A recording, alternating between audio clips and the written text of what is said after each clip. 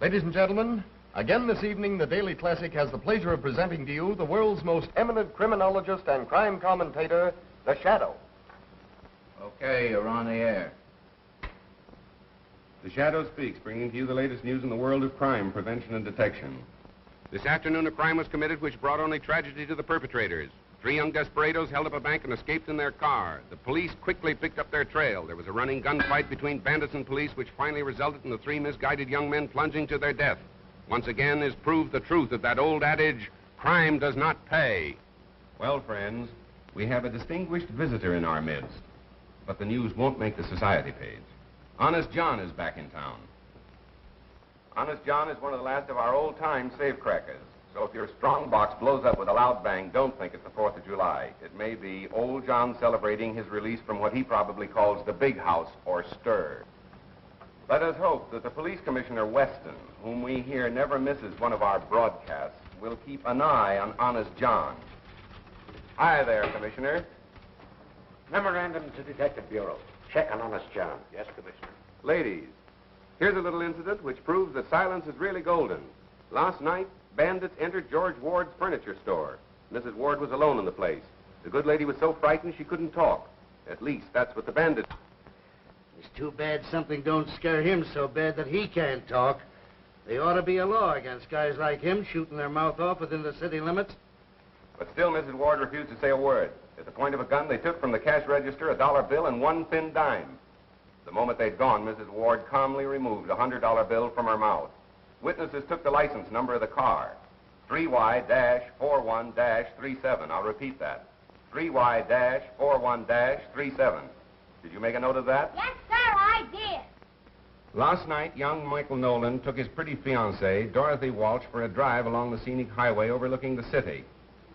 With a bright lover's moon overhead, they stopped to enjoy the view and to romance. Today, police discovered their bodies in Nolan's car and are holding a transient named Miller for the murder.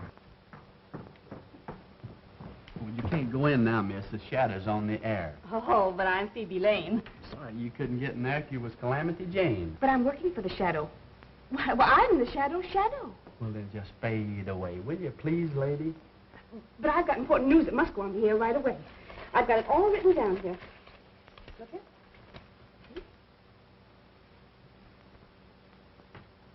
Last night in John Morgan's warehouse, not a creature was stirring, not even the watchman. What I'm doing. This is my job.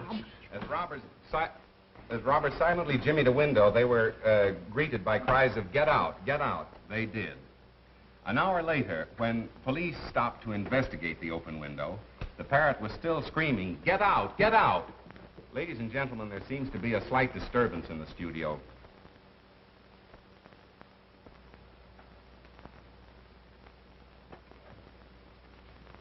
Ladies and gentlemen, a newsflash has just been handed to me. I can't guarantee its authenticity, but here it is. A big theater robbery is planned to take place downtown in half an hour. In fact, 9 o'clock.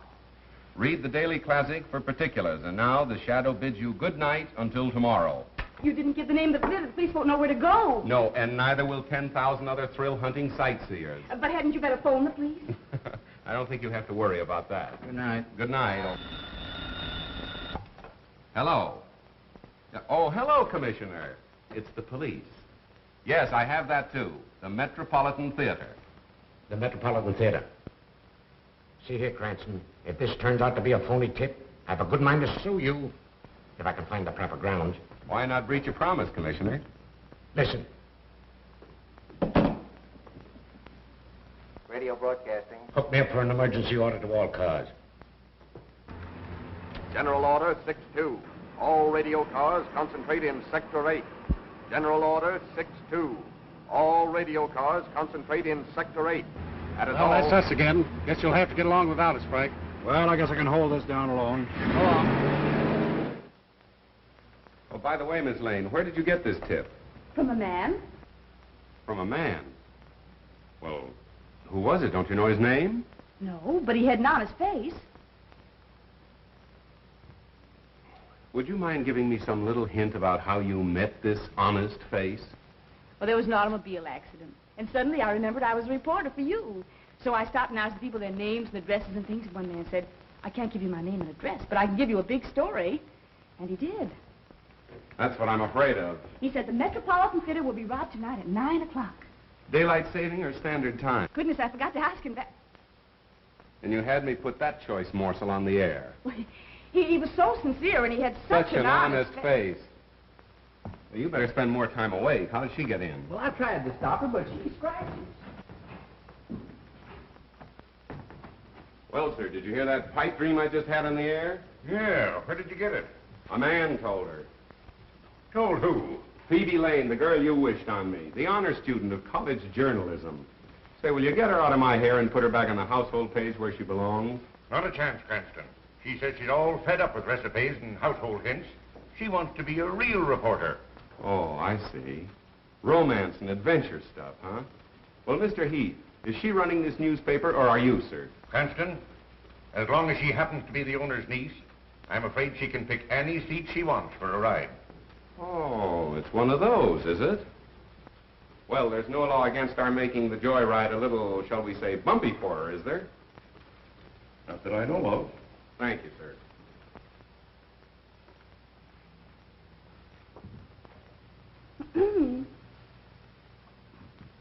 Ladies and gentlemen, this is Phoebe Lane, the real brains of the shadow who thinks he knows all about crime. But the real crime of the age is the way he makes you think he's so smart, when it's really me that does the work all the time. Hello. I didn't see you. That's quite evident. I didn't mean what I said, Mr. Cranston. I hope you can forgive me. I wish I could forget you. Oh, if you think you're going to have Metropolitan Theater robbery without me, you're crazy. That is my story. Wait for Phoebe. Hello, Mr. Cranston. Now listen, Mo, you're a fine driver and all that, but you're not working for me. You mean I'm fired? No, but you will be if you insist upon calling me by name. Now remember, you're no good to me unless you don't know me. Okay, stranger. Where to? Metropolitan Theater. This is going to be thrilling, isn't it, Mr. Cranston? Yes, and dangerous, too, particularly for you. For me? Why? Well, when the crooks start shooting, it seems they pick off the girl first. I never knew that. No, a strange quirk in the criminal mind. Nobody seems to understand it. Oh, but I understand it. It's because they realize that the girl is really the smart one. They have to get her first. Miss Lane, why didn't you stick to the baby and biscuit end of the newspaper business instead of hurling yourself into the jaws of death? Because I'm tired of babies and biscuits. I want thrills, adventure, romance. Ah, but the household hint page is the place to find it. The home is the very symbol of romance. Oh, no, it isn't. The nearest I ever came to it was when a cross-eyed washing machine salesman tried to kiss me in a model kitchen. Young lady, you're impossible. Not if the right man comes along.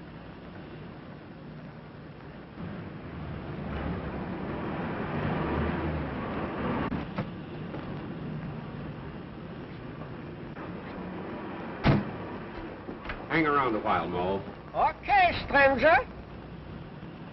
Where are the police? Oh, don't worry about that. They'll be around. Oh, we've got to warn the theater right away. No, wait a minute. Let's do some window shopping first. Well, The boss of them all. Police Commissioner Weston in the flesh. And if this turns out to be a false alarm, he'll love me even less than he does now. oh, but I'm sure it isn't because he had such an honest face. Bram.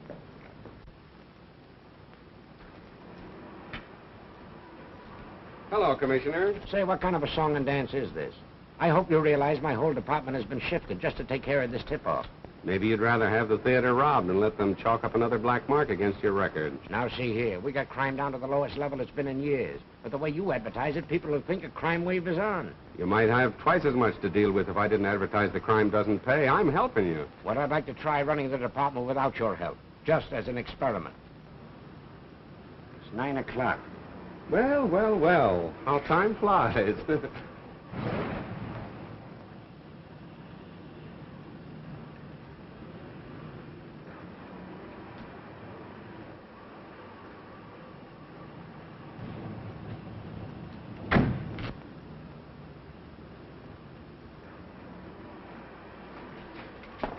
What have you got there? It's my violin. What are you taking it in there for? What to play it, of course. I am a violinist. Yeah? Let me see it. Please, be careful. It is very valuable. Shut up. See?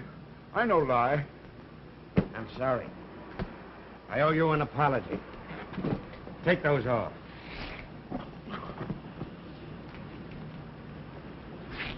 I ought to send you to jail for life for bringing me out on such a wild goose chase.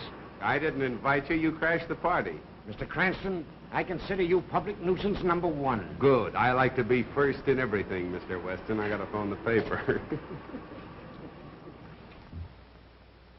Hello, Heath. Cranston speaking. That robbery tip was just a gag to get the radio cars off their regular runs. Yes, I got a hunch something big is gonna break elsewhere. Better hold page 1 in my column for remake. Oh, and have Burke stand by. Yeah, so long.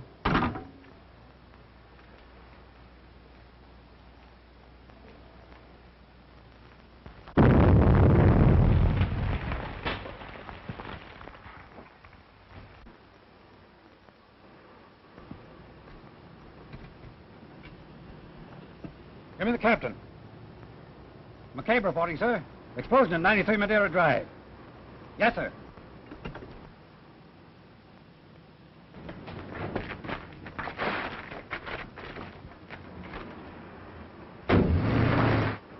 First you tell me to get all my cars down here to stop a robbery. Then you get me to rush them all back before there is a robbery. What kind of a merry-go-robbery is this anyway? I know, but then there's... Calling all cars from District 9. Calling all cars from District 9. Explosion reported at 9-3 Madeira Drive.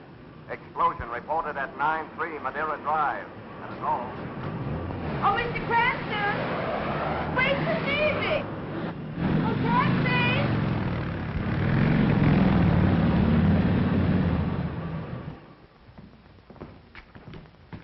Mr. Cranston, kindly keep your fingerprints to yourself. Riley, take the door.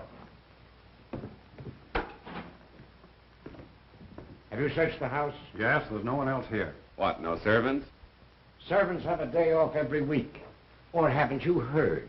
Well, in a house of this size, there's always someone on duty. Well, I want any information from you, I'll ask for it. That's fine. I've got to phone the paper anyway. Frank, is there a phone still working? In there. Thanks.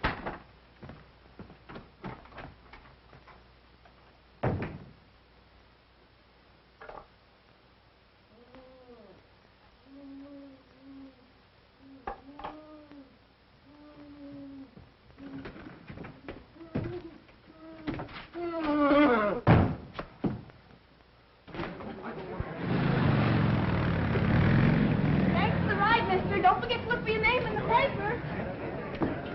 No one. Stand back, lady. Oh, but I'm a reporter. I'll show you my press card. No reporter. Oh, but officer, I've got to make good on this story. I've got a sick mother. Oh, yeah? Well, your mother's going to have a sick daughter if you don't scram out of here. How many of them were there? I really can't say, sir. Oh, come on. You must have some idea. Think back. I think there was only one, sir. I was grabbed from behind. Oh, I'm so shaky, I think I'd better go to bed. All right. Thank you.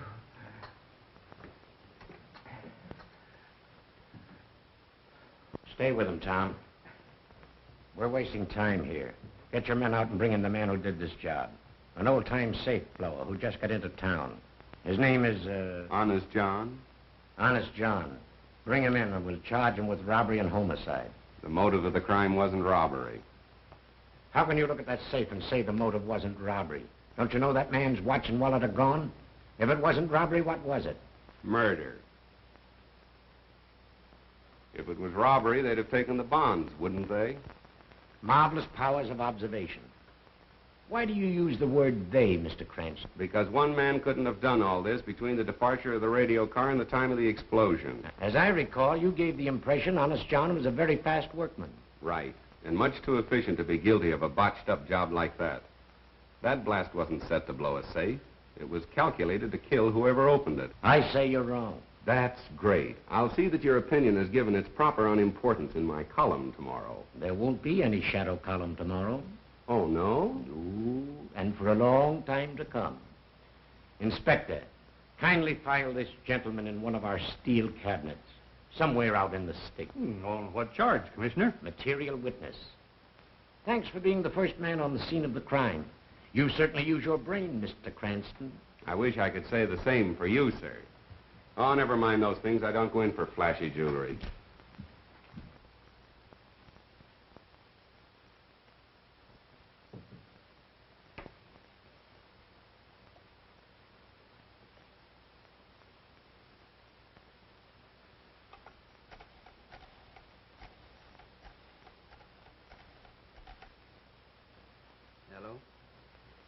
Give me the desk, sweetheart. Burke speaking. New lead off for Shadow column. He says Weston all wet with robbery theory on Morton case. Says it's murder using robbery as a cover-up. Honest John, nah. He's just as innocent as a new laid cornerstone. Oh, yeah, say, Cranston's been pinched. Yeah, held as material witness. On the way now to some hick-town hoosgow. Oh, sure, right on my toes. Well, so long, pumpkin puss.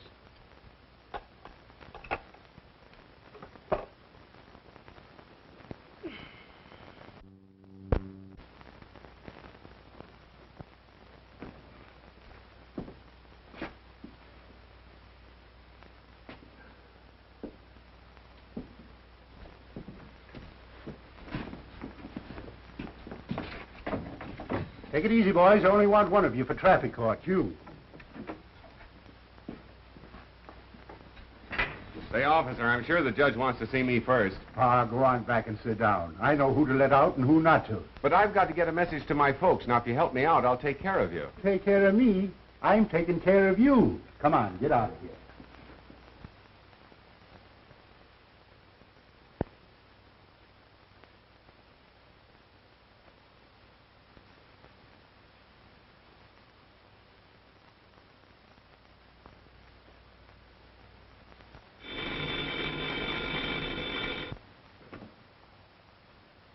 Hello, Heath. Well, I suppose you want to know what happened to your man, Cranston. After what you let him print yesterday, this is a fine time to call me up and ask for anything. But, Commissioner, you've got to let him out for the broadcast tonight. Why, thousands of people are waiting. To hear what else he has to say about the stupidness of the police department, huh? Well, let him wait. And furthermore, unless he changes his tune and lines up on our side, I'm going to cut off all police news from your paper. But the news is public property. You can't... Keep your men away from the records? Of course not. They can have the same access as other citizens. And I'd like to see you get out a newspaper on that. All right, Commissioner. Anything you say. But you've got to let the Shadow out in time for his broadcast tonight. We can't disappoint the public. Can't disappoint the public, eh? Well, we can't mislead them either. Goodbye. But... we must have got cut off. Say, what are you in for? Nothing. You mean you've done nothing? Absolutely nothing. They're holding me without charge. Oh, well, now that's some scrumptious. That's the great... I never heard such a thing in my life. They can't do that to you. Hey, jailer! Pardon me. Hey, jailer. Keep your shirt on. I'm taking you out right now. Me? I don't want to go out. I've got a right to stay here. This is the man who wants to go out. Listen, tell that to the judge, and he'll take care of your friend and you, too. Oh, wait, don't you worry. Everything's coming out. Now, wait a minute. Don't handle me so rough. Oh, don't worry. Everything's coming out all right. Goodbye, old boy. I'll see you soon. I'll see you some more. Good luck. Have a good time. Now, just a minute. Wait. I'll just be listening on it. Everybody gets out but me.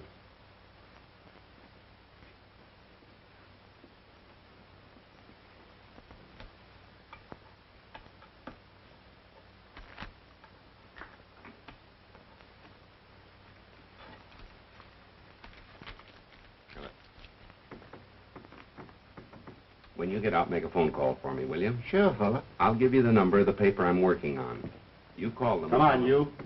Yes, sir. I don't mean you. I mean you. Me? Yes, you. Yeah, your girlfriend's here with a habeas corpus, and that lets you out. Oh, good luck, pal.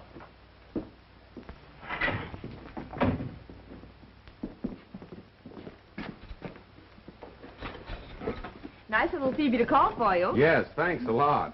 Don't thank me, thank Mo. How much was it this time, Mo? Is this a place to talk business? Don't worry, it'll be on your bill. There, too. The office. Okay, stranger.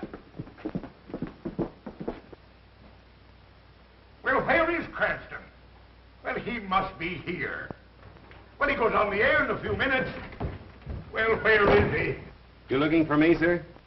With millions of people about to tune in on your broadcast in a few minutes, I should worry where you are. You don't think I'd miss an opportunity to pay my respects to Commissioner Weston, do you? Now look here, Cranston. You've got to lay off Weston. I see. He's been sticking a knife in me with one hand and patting himself on the back with the other, and you fell for it. You're smart enough to report crime without deliberately antagonizing the entire police department. Well, I try to take care of myself.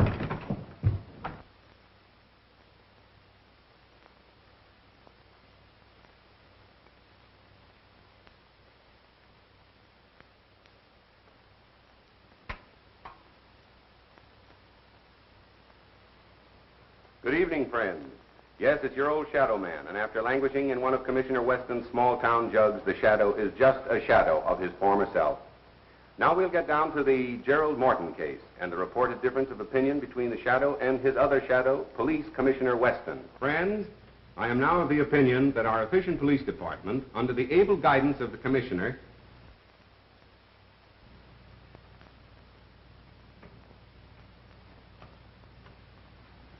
Ladies and gentlemen, an emergency has arisen in the studio, and we must pause briefly for station identification.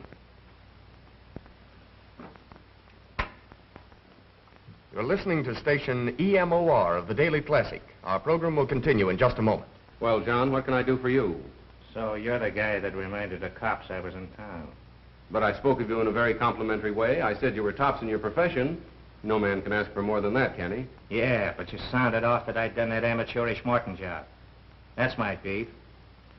Now listen, when I was cracking safes, which I ain't no more, I was so good I could lift the door off, lay it on a blanket as gentle as a mother's kiss. I know that, my friend. I ain't no friend of yours. Now, you turned the heat on me, and you're going to turn it off, see? Now, go ahead. Start talking. Tell them who really done that job. Go on. Right into that microscope. But I don't know. If you can't think of anybody else, tell them you done it.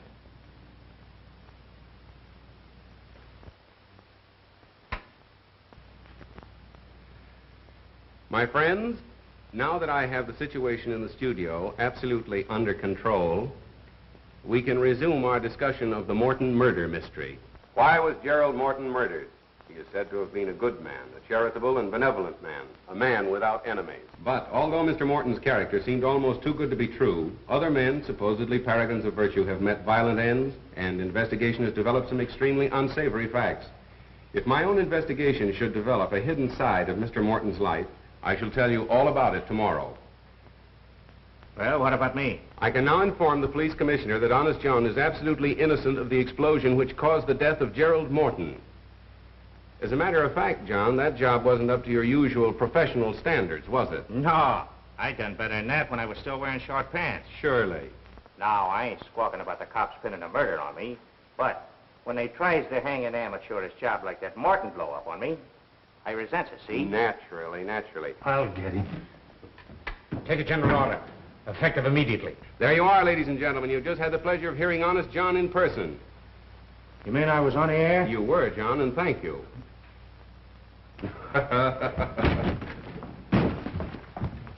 You dumb ox, why don't you look where you're going? Ladies and gentlemen, for the past 24 hours, the entire police force of this city have been trying to locate Honest John. Yet the Shadow has had no difficulty in bringing him to you on this program this evening. For further details, please read the classic. This is the Shadow saying goodbye until the same time tomorrow. Here's everything ever published on Gerald Morton. Now, let's get busy. No, well, let's not. What are you going to do? I don't know. You mean you don't know? That's right. The Shadow doesn't know. Have one? I tried it once and it made me dizzy. Oh, so that's what caused it. Good night. Good night. This case is getting to be a bore. Why don't you hurry and make something happen? Miss Lane, when lightning is about to strike, one doesn't try to hurry it. Well, nice going, Cranston. You fixed things up just dandy. Now Weston is shut down on all police news, all fire news, and all hospital news. From now on, it's no news for us. Splendid. No news is good news, they say. And that Honest John gag. What is the idea of staging that stunt with a dumb stooge? Mr. Heath, that was no stooge. That was Honest John himself with a gun at my head. You mean the man that just went out? Miss Lane wants excitement, but doesn't know it when she bumps into it. I don't care if this does make me dizzy.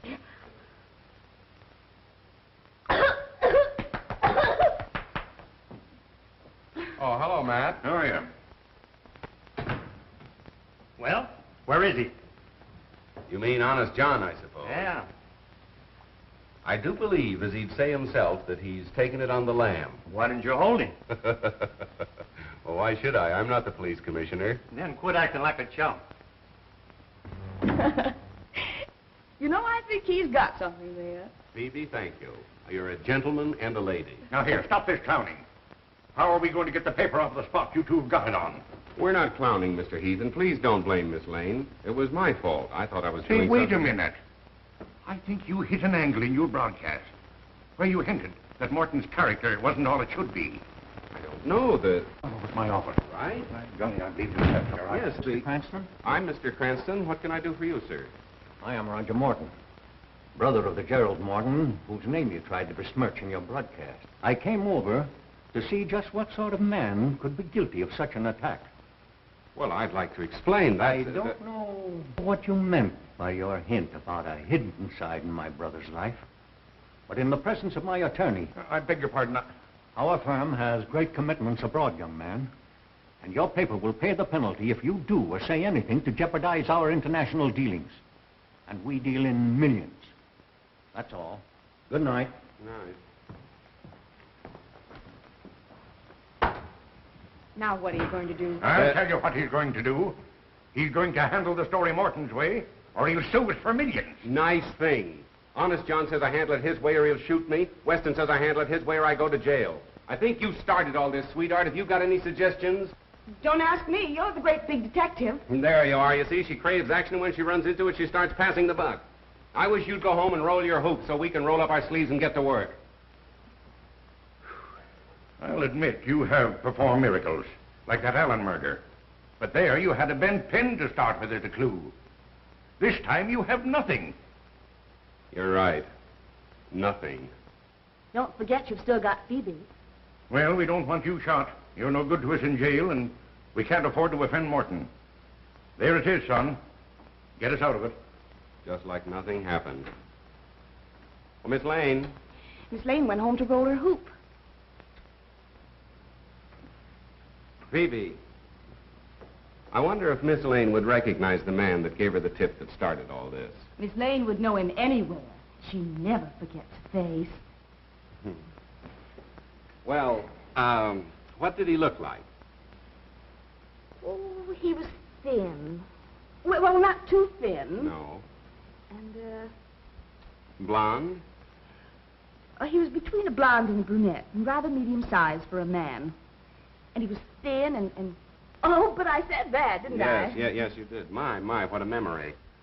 Anyway, he wasn't bad-looking. Well, go on. Anything else? Anyhow, I know how he spoke. How? With a foreign accent. A foreign accent? Mm-hmm. Listen, that's important. Was it a Moscow Russian? I will give you a tip about a theater... No. No, it wasn't that, I see. Italian, perhaps, more liquid. Senora, we know about the theater. No, it wasn't that. French, of course, it wouldn't be French. There is a theater that will be robbed tonight. Oh, no, that's not right. A German, perhaps. I can give you a tip about a theater around the corner that's going... That's nearer. Perhaps a little finer, how Viennese. I can give you a tip about a theater around the corner that... You've got it. That's exactly the way he spoke. Fine. And I'm sure I'd recognize him now if I saw him. Good. Thank you, Miss Lane. Now you can go home.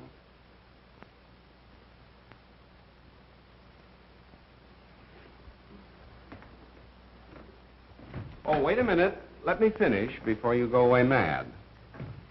Go home, put on your nicest dinner dress, and I shall call for you between 9:30 and 10 o'clock. You mean I'm going to be wined and dined for remembering his accent? No, sweetheart. The idea is to find the man. I don't get it. When you want to find an American, you go where he works. When you want to find a foreigner, you go where he dines. My, but you're clever. Let me see now. Should I wear black or blue, or You'll should I wear black and blue if you don't hurry. Scram, sister.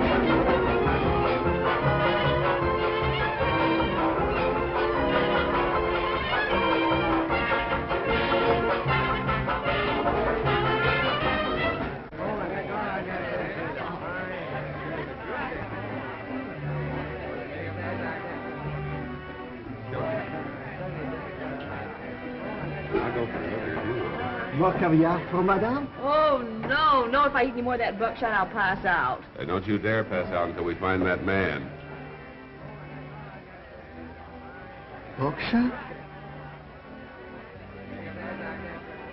Oh, 1:30. I've looked at so many men that they all look alike, and I'm so tired. I thought you wanted to be a reporter. Now, listen, you stick around until we find the man, then you can go home. Go home the very minute the fun begins? No, me. I'm not going to do all the hunting and then miss the shooting. Oh, now be reasonable, will you, Phoebe? You're the boss niece. I can't let anything happen to you. Why did I have to be born a relative? Why couldn't I have been born an orphan or something?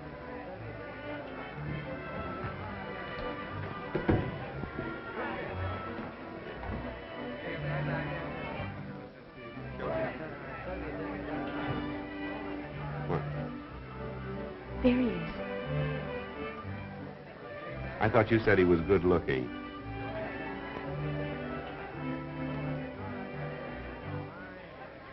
Are you sure that's the man? Positive. I'm sorry, sweetheart. You'll have to scram.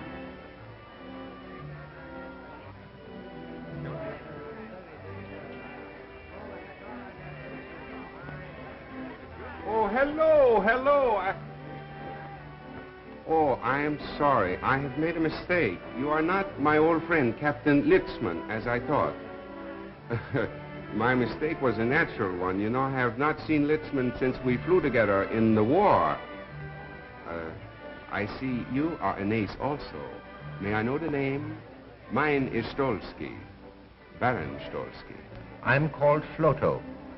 And this is my friend Starkov. How do you do? I was told when I arrived in America recently that I could meet and make friends with many people of my own class. I am glad that is so. Waiter, gentlemen, what will we drink?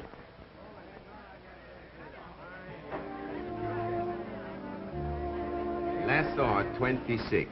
And make sure it is 26, please. Très bien, monsieur. Thank you. You Hello, know, darling. Well, aren't you going to introduce me, precious? After all, I am your wife, you know. Or do you? Oh, yes. Forgive me. Baroness Stolsky. May I present Mr. Floto, Mr. Starkov, my new friend. How do you do? How do you do? Thank you very much. For a recent arrival in America, as they say over here, you must be a fast worker to have married so charming a girl so soon. Well, it was a whirlwind courtship. We met on Wednesday, I proposed on Thursday, and well, we were married on the Statue of Liberty. You met her through her newspaper work? Newspaper work? Yes. You're a reporter for the Daily Classic, are you not? Why, no, there must be some mistake. Why, I'm just not clever enough to be a reporter, am I, darling? No, darling.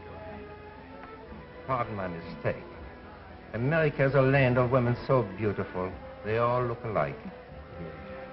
Sorry, monsieur, cannot save you. The bar is closed. It's after closing hour. Oh, that's too bad. I had counted on talking over old times with you. But my apartment is never closed. Come, we'll go and have a drink and chat before we break up.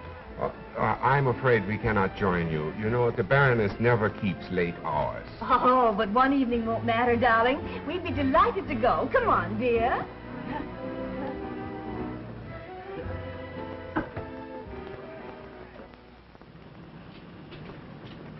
Taxi? Midtown Apartments.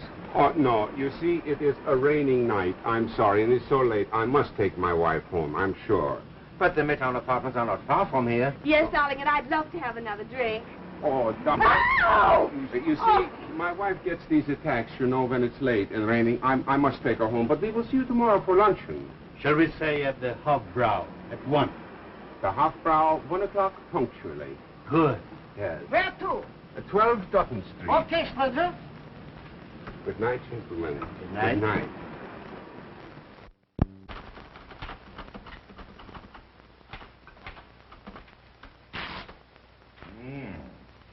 You ought to let this coffee write your column.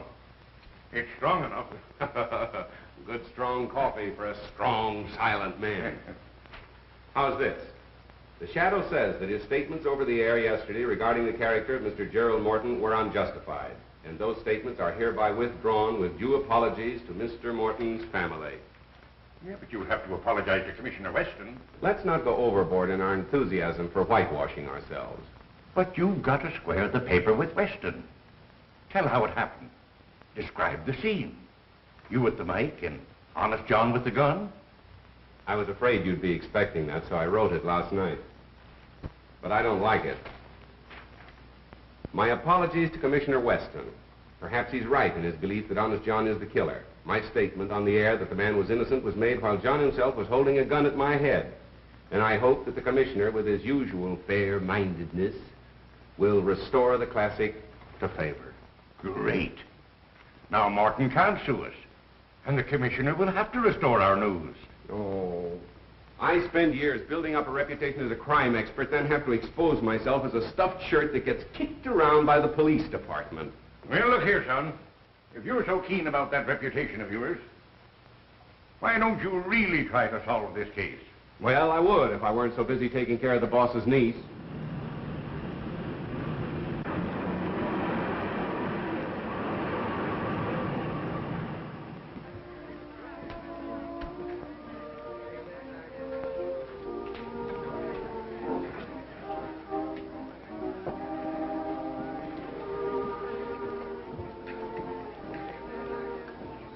Well, did you check? Who is he? The Shadow, the criminologist. He is not to be taken lightly. Neither were the best detectives of Paris, London, New York. Yet, here we are. An amateur. Well, Mr. Cranston, how are you feeling this morning? Now listen, Mo, for the last time. If you ever call me by name again or recognize me or even speak to me before you're spoken to... I'm fired. That's right. Okay, stranger.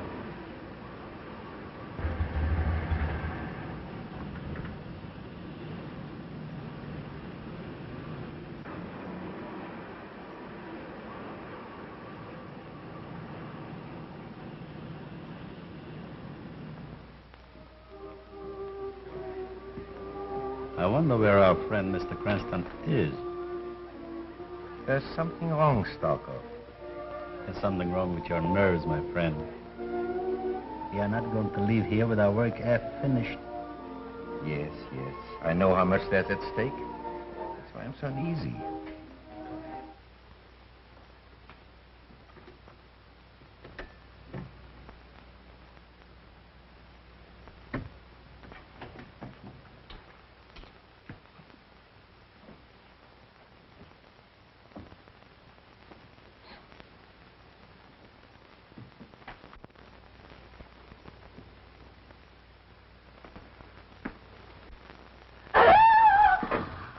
That's right. Tell everybody we're here.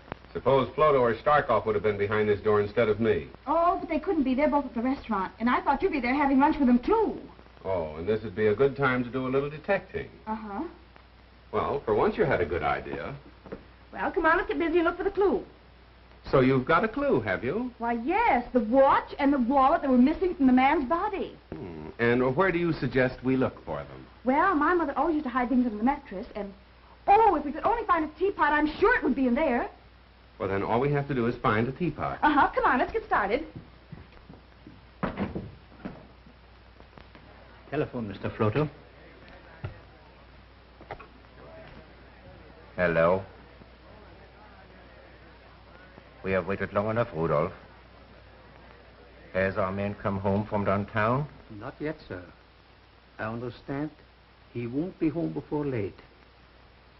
He's to meet our countrymen here for a final conference tonight. We must know his plans. Keep in touch with us at the apartment. We shall be there in a few minutes. Waiter. Yes, sir. Check, please. At once. Now, I don't think we should go. I think we should definitely stay here and find that watch and wallet. Now, my woman's intuition.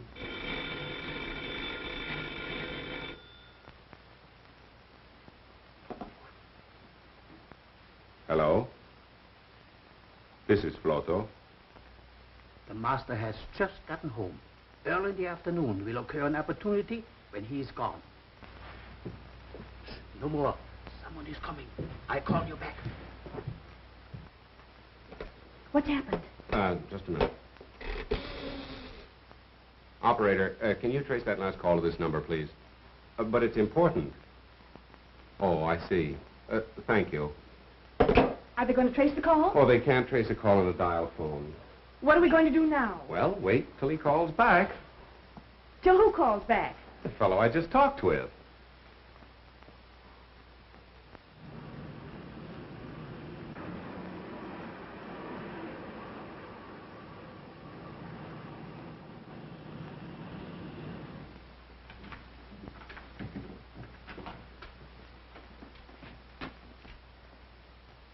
Oh, hello.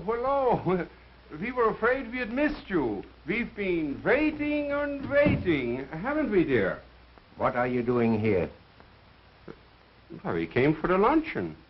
But the appointment was to have luncheon at the restaurant. Oh, how stupid of me. You know, I'm afraid last night when we made the appointment, my mind wasn't on it. You know, my wife had that attack. I trust she's better now. No, I'm afraid she's even worse. Aren't you, dear? Make her comfortable. We soon have lunch. Oh. Oh, poor darling. No, you see, she's getting another attack. I must take her for the air right away. Just a minute, Mr. Cranston. Your hand, Mr. Shadow. What do you suspect us of? And why? Oh, well, now, you'll have to listen to the broadcast to hear that. You see, our business is to get interviews, not to give them. Isn't it, sweetheart? Yes, sir. And may we go now? No. Now that we have you here, you're going to stay. Take your time, mister. Taxi stranger. Scram, Phoebe. Thanks for your hospitality, boys. Nice work, Mo. Mo, I thought we were strangers. Ever see an uptown?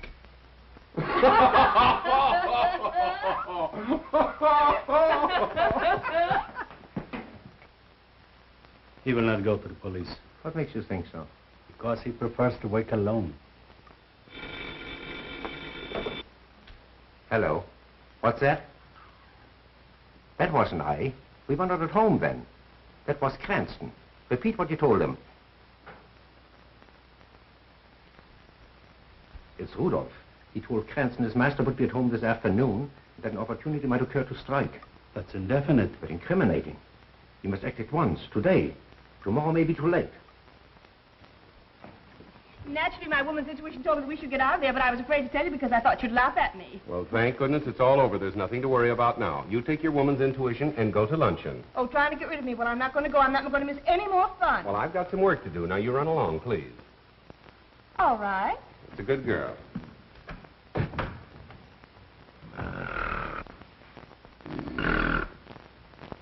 Bert. Bert. Bert.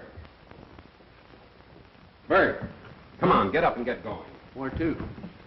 Go to the Midtown Apartments, stake out, watch for two foreigners in a closed car. Phone me as soon as they leave. Okay. And hurry for a change, will you? Okay, Chief. Hello? Oh, yes, Mr. Heath. No, still as much in the dark as ever. Well, those fellas are rather clever. As a matter of fact, they're planning another deal right now. Well, if I knew that, I wouldn't be hanging around here Pardon me. Come in. Oh, hello, Barrow. Sit down. Be right with you. Yes, Heath. No, thanks. I don't need you. What I need is a clairvoyant. Right. So long. I have that Morton information for you. Good. I understand that Gerald Morton's firm was interested in some very big international deals. Was that right? Yes, they still are. I made these notations for you. Their recent underwritings include 10 million Argentine fours, 28 million Danish refunding 2.5s. And I understand they'll soon issue several new European debentures. Well, what about them? That might be a good investment for me. Certainly. However, these new bonds that Morton & Morton are about to offer seem to me to be highly speculative. But if the 50 million is spent to build up the army as intended, the exiled aristocrats will never succeed with their threatened revolution. Good. That's what I wanted to find out. Oh, pardon me. Miss Lane, do you know Mr. Barrows, our financial editor? How do you do? How do you do? What's this all about? At a time like this, you're talking about investments. I'll be with you in a minute. Editorial. Editorial. Cranston speaking. Whole shadow column for remake. Right. I brought you some lunch. I was in such a hurry I dropped your bottle of beer, but we can share mine. A good assistant would never let her boss go hungry. Oh, thank you, Miss Lane. And now will you phone the commissioner and tell him I'll call him back later? What's his number? You'll find it in the book.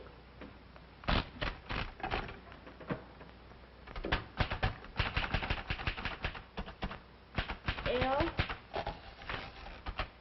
A 6 7 2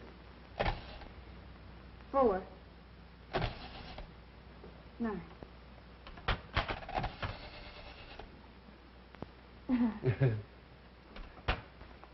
There you are, Commissioner. First edition on the streets now, with a full explanation apology by the Shadow. The apology could have been stronger. I hope this paves the way for renewing friendly relations. I'm no enemy of the Shadow. I always give him credit for being somewhat clever, but he should remember he's only an amateur. After all, we're professionals. That's right, Commissioner. And I hope that you'll restore the Daily Classic to good standing with the department right away. Of course I will. Take a general order. Cigar, Commissioner? No, thanks. Wait till you get a load of this, Phoebe. The Morton case will break wide open tonight, and it'll be a big surprise to the police. Pardon me. Under the misguidance of Commissioner Weston, the department has wasted 24 hours searching for the wrong man, with the right men under their noses all the time. But won't that make the commissioner furious? Pardon me. You would get hard-boiled eggs. And although the murderers have completely baffled the police by their shrewdness and daring, pardon me, the Shadow knows who they are and why they killed Gerald Morton. But how do you know that? We didn't find a single clue and nothing to suggest a motive. Ah, yes, we did. And you'll know when it happens. You're intelligent. You sparkle. I don't know what I'd have done without you on this case, but we've got to keep going. Here, rush this down for the night edition. Yes, sir. Well, hurry. Pardon me.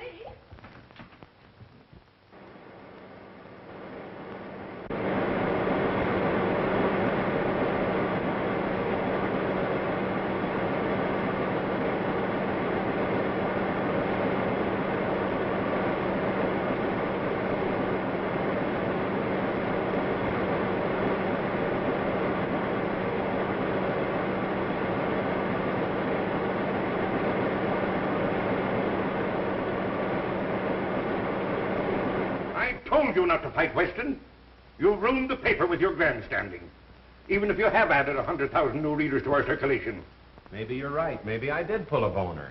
I did it to keep the confidence of our readers, to prove that we've tried to expose stupidity wherever it exists. For years, we've been trying to educate them and their children to obey the law. Now, maybe you're willing to undo all the good we've done, but I'm not, Mr. Heath. Well, neither am I. But I've got the paper to think of. Suppose you're wrong in this case. Why, they'll laugh you out of town. What if you don't solve this murder this afternoon? Then I'm through, washed up. No more shadow column and no shadow. But if I'm right and Weston's wrong, he's the one that has to change his tune. He'll have to work hand in hand with me, and between the two of us, there'll be so little crime in this city, it'll be a crime. That's the spirit. Now you're talking. Yes, sir? I makes 4 straight passes right in a row. Then I picks up them dice again, breathes on them, and I said, come on, baby, Papa needs the dough. And right there, the little cop comes along. Oh, man.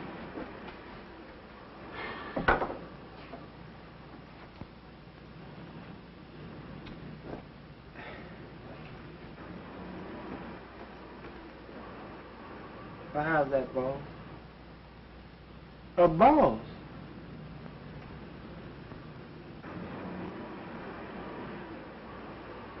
Shine 'em again, will you, boy? Again? I done shine 'em 3 times.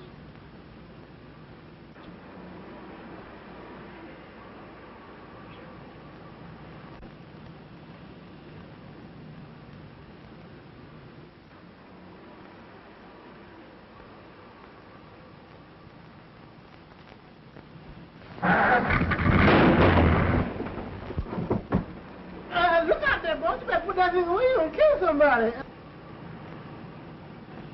Boss, my shine, money.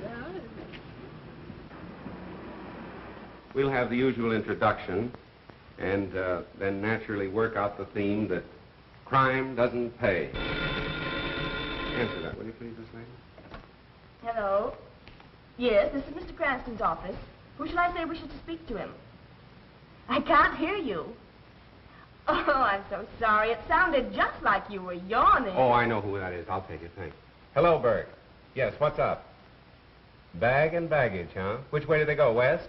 Never mind how I knew. Yeah, so long. I've got to run. Now, if you want to help me, you'll stay here and finish those notes. Well, you're just trying to get rid of me. No, not at all, really. If whether or not I go on the air tonight as advertised depends absolutely upon you. Now, you wouldn't let me down, would you, pal? You bet I won't, pal. All right, so long.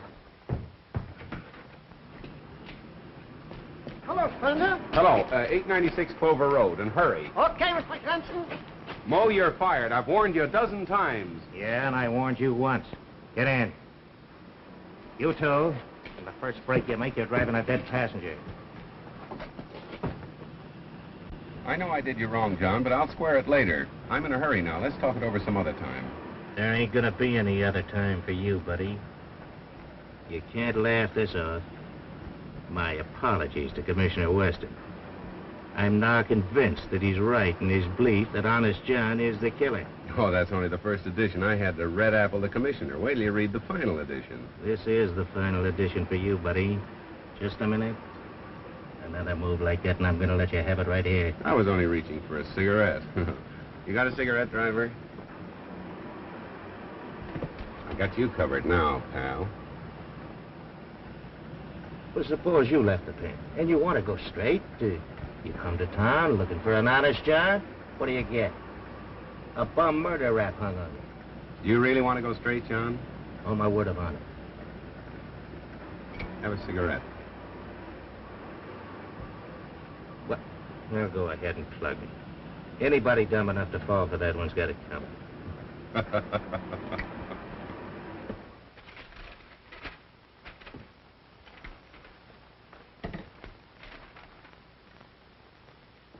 Am I on the air? Thank you. Ladies and gentlemen, this is Miss Phoebe Lane, the Shadow. If Police Commissioner Weston is listening in, I should like him to know that the Shadow and I think he's the world's prize sap, and we intend to leave no stone unturned. The Shadow knows who killed Gerald Morton and why. We'll be on the air at 8 p.m. this evening as usual. Well, we'll see about that. Matthews, what's the law covering withholding of evidence from the police?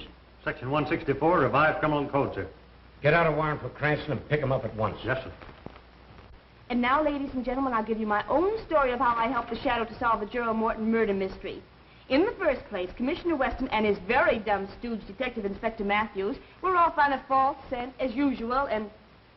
Keep right on, sister. You were going great. Oh, I'm so sorry. You frightened me so I didn't know what I was saying. I never know what I'm saying when I'm frightened. Do you want to see Mr. Cranston? Yeah, just to say hello. You're not going to arrest him again. Oh, no. Cranston and I are old personal friends. Oh, then I can tell you where he is. He's out in the Morton case. Ah, Morton. Thank you. Be sure to thank Mr. Cranston for me. Well, thank you, Mr. Matthews. I certainly will. I'm sure he'll thank you. Mm-hmm. Goodbye. Bye.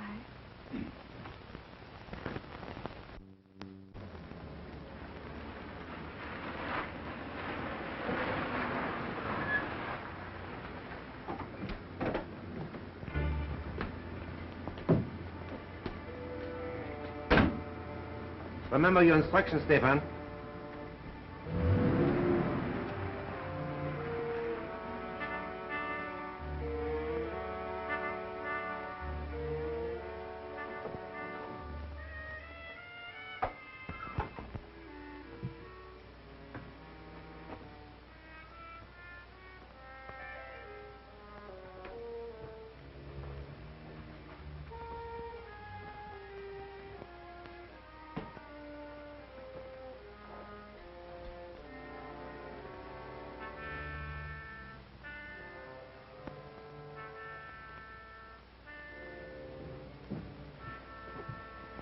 Sorry if I kept you waiting, gentlemen. Our appointment wasn't until later. We are not the men you are expecting, but we are here regarding the same matter. Won't you sit down?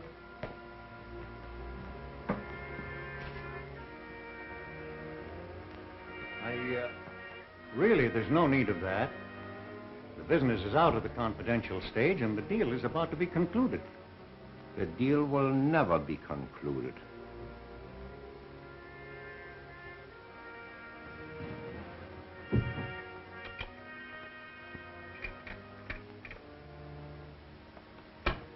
You will kindly take out all negotiable bonds and securities and any large amount of money.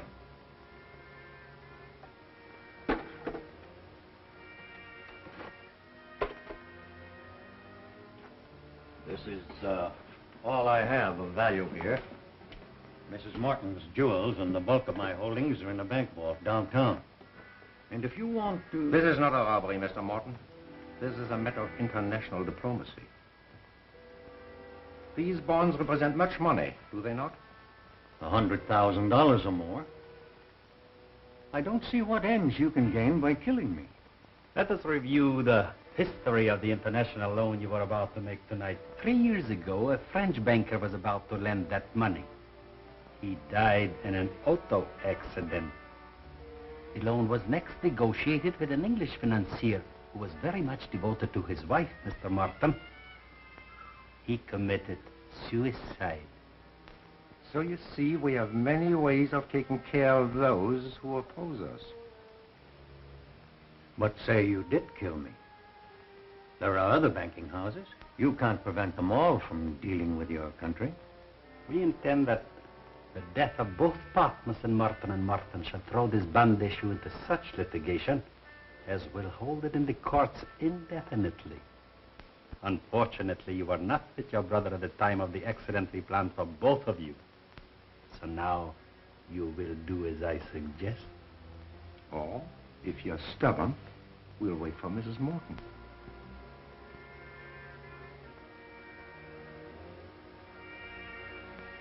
What do you want me to write?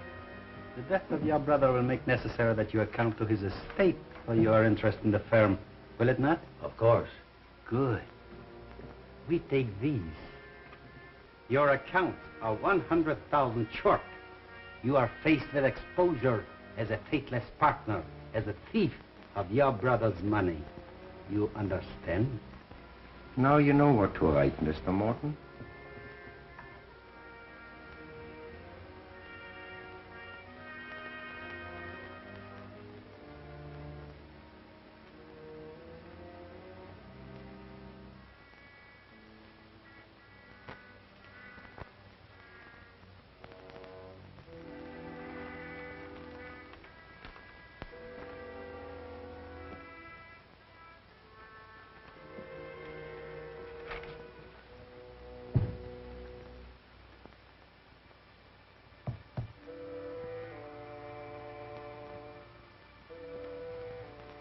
Answering an unspoken question, there's only one bullet. But there are two of us.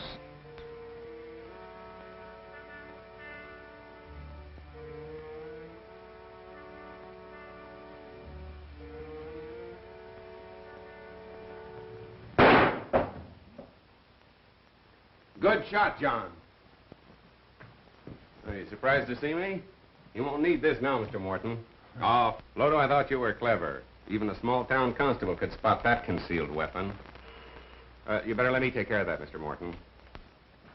Watch him, John.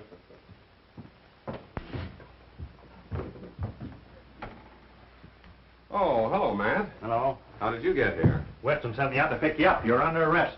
What, again? What's the charge this time? Withholding evidence in the Morton case. As usual, the commissioner is late. You!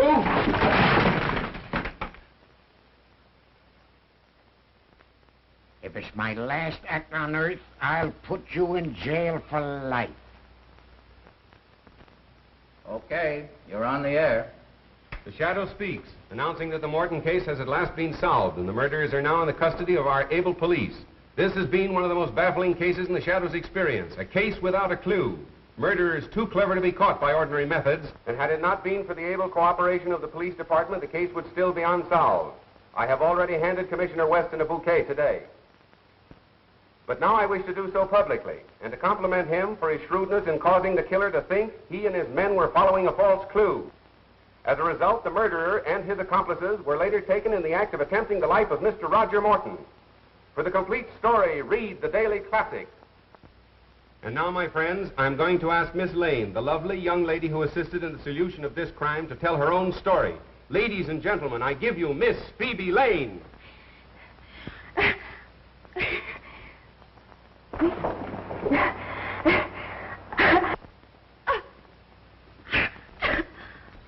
Ladies and gentlemen, there seems to be a great deal of static interference this evening. And anyway, we thank Miss Lane for her very vivid description. Remember, ladies and gentlemen, crime does not pay. This is the Shadow saying goodbye until our next broadcast.